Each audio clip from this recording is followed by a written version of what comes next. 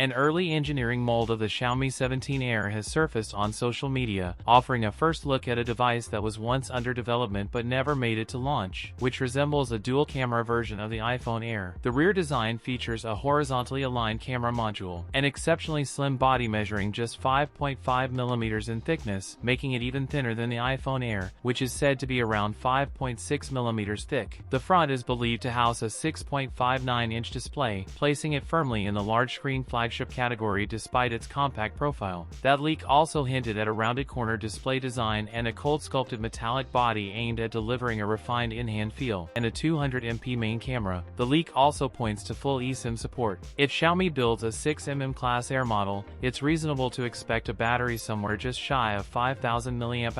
The Xiaomi 17 Air isn't confirmed yet. We will keep you in the loop if we learn new details. That's it for today's video.